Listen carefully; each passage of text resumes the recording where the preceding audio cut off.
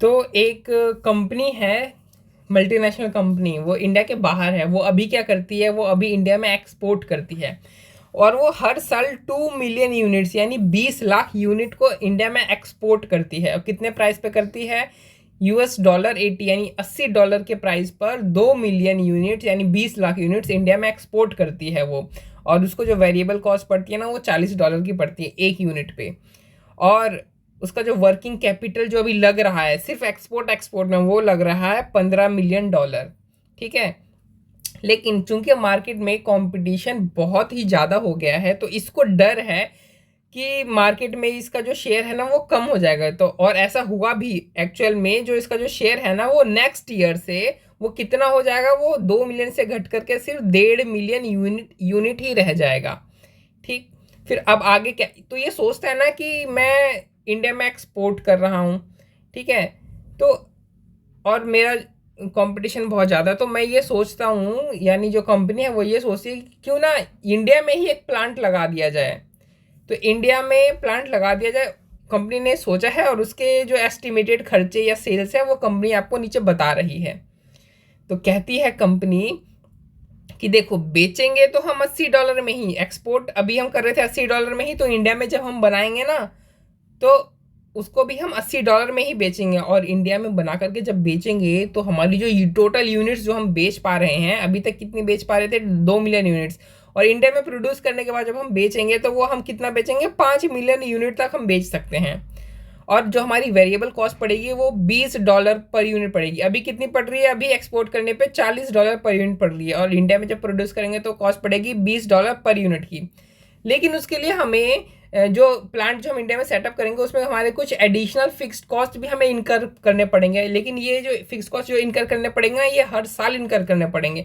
तो additional fix cost यानी plant की वजह से जो फिक्स्ड कॉस्ट है वो हमें कितने कितने इनकर करने पड़ेंगे। तो प्लांट की वजह से जो फिक्स कॉस्ट एडिशनल जो इनकर करना पड़ेगा वो हर साल करना पड़ेगा $30 मिलियन का।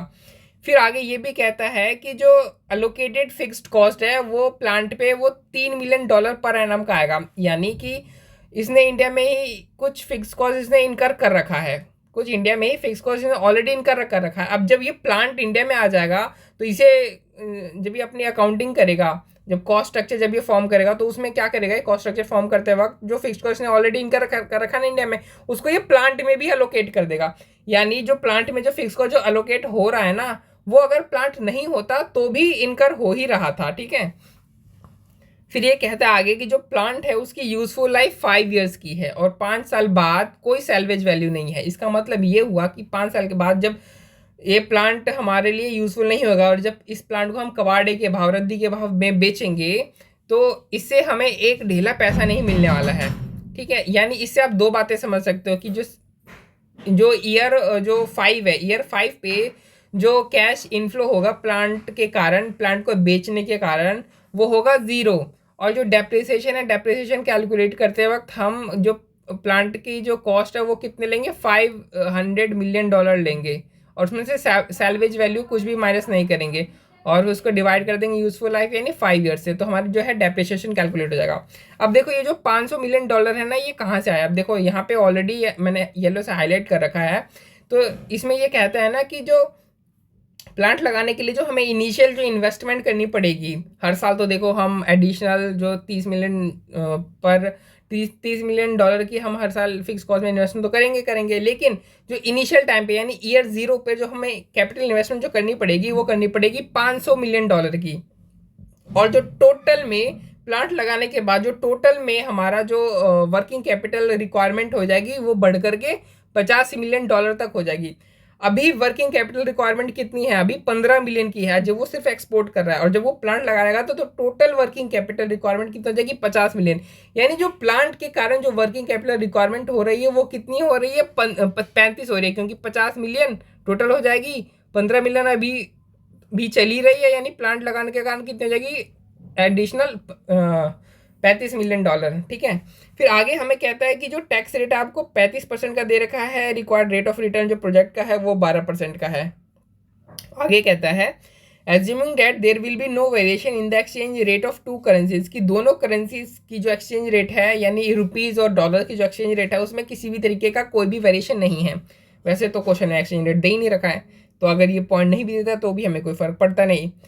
फिर आगे कहता है all profits will be repatriated as there will be no withholding tax. कह रहा है कि जितना भी प्रॉफिट है ना, जो भी 5 साल के एंड में जो भी बचेगा वो सारा का सारा वापस रिपैट्रिएट कर दिया जाएगा यूएस में, और उसके ऊपर किसी भी तरीके का कोई भी विदहोल्डिंग टैक्स चार्ज नहीं किया जाएगा। अपने को क्या एस्टिमेट करनी, दो चीज़ एस्टिमेट करनी है, एक तो नेट प्रेजेंट वैल्यू एस्टिमेट करनी है इस प्रोजेक्ट की, और दूसरा क्या निकालना है, नहीं दूसरा नहीं, एक ही चीज़ है, नेट प्रेजेंट वैल्यू ही निकालनी है, ठीक है। और हमें प्रेजेंट वैल्यू फैक्टर भी दे रखा है डिस्काउंटिंग रेट का 12% का 5 साल के लिए। तो हमें नेट प्रेजेंट वैल्यू निकालनी है किसकी, प्रोजेक्ट की, यानी जो प्रोजेक्ट से रिलेटेड खर्चे हैं, यानी जो खर्चे सिर्फ प्रोजेक्ट होने के कारण हुए हैं, सिर्फ हम उसी को कंसिडर करेंगे। तो हम कौन से कैश फ्लोज को कंसिडर करेंगे, सिर्फ उन्हीं कैश फ्लोज को जो कि प्रोजेक्ट होने के कारण इनकर हो रहे हैं, ठीक है।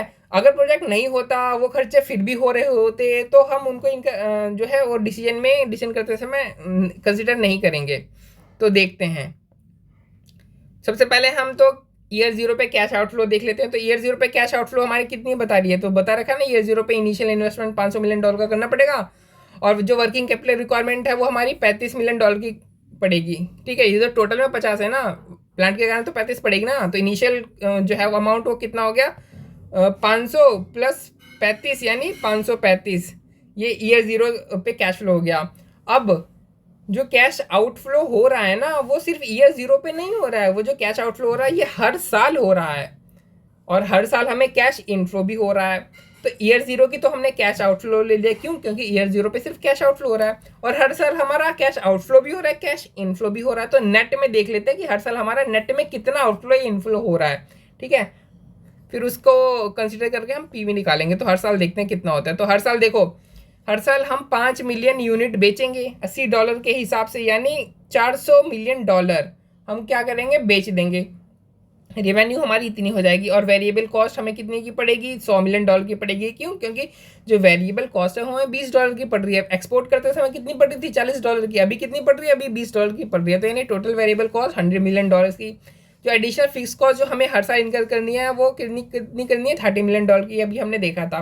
और अभी हमने डेप्रिसिएशन में देखा कि डेप्रिसिएशन में किसी तरीके की कोई भी सैल्वेज वैल्यू है वो कैलकुलेट नहीं करी जाएगी, मतलब सैल्वेज वैल्यू को कंसिडर नहीं किया जाएगा डेप्रिसिएशन कैलकुलेट करते वक्त। तो डेप्रिसिएट हमारी हर साल की $100 मिलियन की आएगी, ठीक है। $500 मिलियन के हिसाब से अगर 5 साल इसको देखो तो $100 मिलियन बैठता है आपका, यानी earning before interest and tax आपका कितना बन जाएगा, $170 मिलियन का। फिर टैक्सेस लेस कर दो, ईएटी आ जाएगा, ईएटी में डेप्रिसिएशन प्लस कर दो। क्यों, क्योंकि हम नेट में कैश आउटफ्लो इनफ्लो देख रहे हैं, जबकि जो यहाँ पे हमने जो 100 जो किया ये क्या, ये था नॉन कैश एक्सपेंस था। तो नॉन कैश एक्सपेंस को हम क्या करेंगे, वापस से प्लस कर देंगे ना, ठीक है। तो हमने यहाँ पे वापस से प्लस कर दिया, क्योंकि हमें सिर्फ नेट में कैश फ्लो देखना है, नॉन कैश एक्सपेंस को कंसिडर हमें नहीं करना था। हमने यहाँ पे कर लिया, तो हम यहाँ पे वापस ऐड बैक कर देंगे। तो हमारा इतना आ गया $210.50 मिलियन का, ठीक है। अब ये देखो, ये आने वाले 5 साल की जो प्रोजेक्टेड कैश फ्लोज है हर साल की ये बनाई गई। तो हर साल जो टोटल जो हमें जो मिलेगा वो मिलेगा $210.50 मिलियन, ठीक है।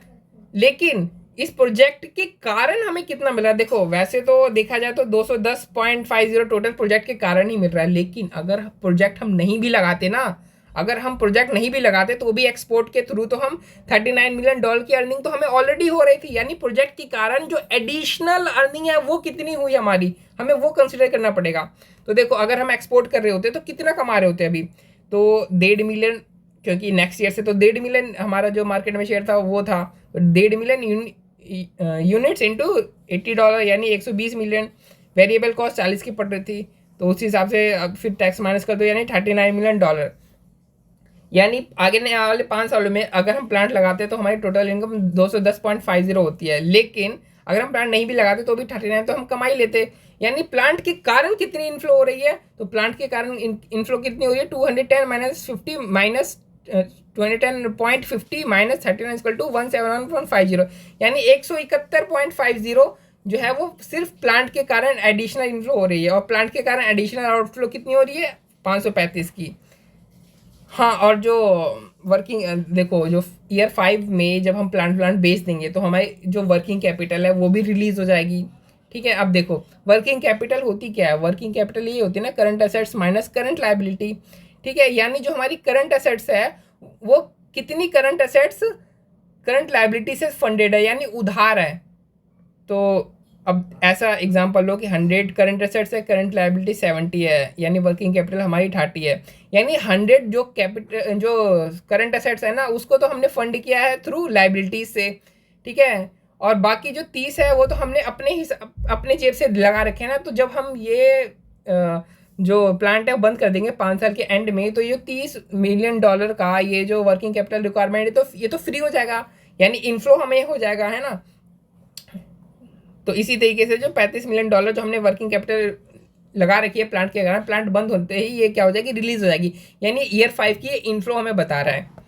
तो देखो 1 to 5 की इनफ्लो क्या है, ये है, और ईयर 5 की इनफ्लो ये 35। इसको प्रेजेंट वैल्यू फैक्टर से इंटू कर दो तो आपका ये आ जाएगा PV of cash flows at the end, PV of cash flows at year 0, यानी at the beginning of year 1।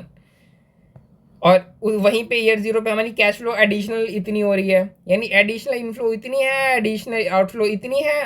तो नेट में देखोगे तो नेट में 103.0822 का हमें क्या हो रहा है, इनफ्लो हो रहा है नेट में, यानी जो प्रोजेक्ट है वो फिजिबल है, वाइबल है। ठीक है, इस प्रोजेक्ट को हमें एक्सेप्ट कर लेना चाहिए।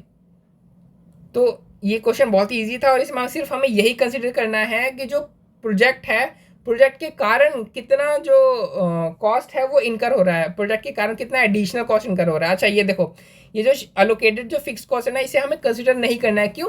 क्योंकि ये प्रोजेक्ट के कारण नहीं हो रहा है, ये पहले भी हो रहा था, बस प्रोजेक्ट हमने लगाया तो इसको हमने इस फिक्स को जो पहले भी हो रहा था इसको हमने थोड़ा सा प्रोजेक्ट में भी अलोकेट कर दिया, इसलिए हम इसको कंसिडर नहीं करेंगे, तो इसको हमें काट ही देना चाहिए। ठीक, तो ये हो गया आपका